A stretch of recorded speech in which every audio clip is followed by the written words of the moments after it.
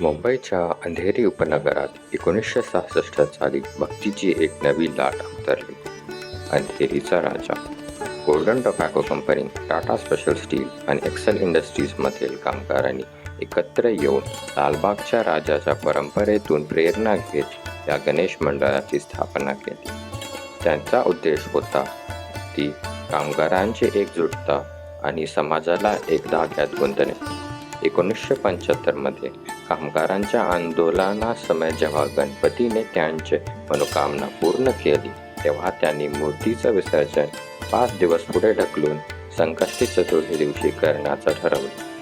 तेव्हापासून हा गणपती नवसाला पावणारा गणपती म्हणून ओळखला जाऊ लागला. हे गणेश मंडळ दरवर्षी आपल्या अनोख्या सजावटीसाठी प्रसिद्ध आहे.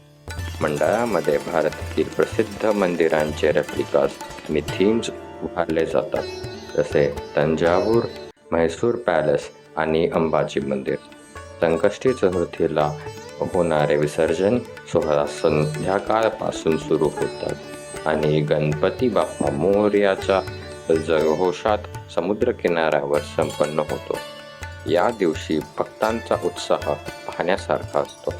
आज अंधेरीचा राजा म्हणजे केवळ एक उत्सव नसून तो भक्ती, श्रीमंतांची शक्ती आणि सांस्कृतिक विशेषाचे एक जिवंत प्रसिद्ध बनला आहे. अंधेरीचा राजा मोरया.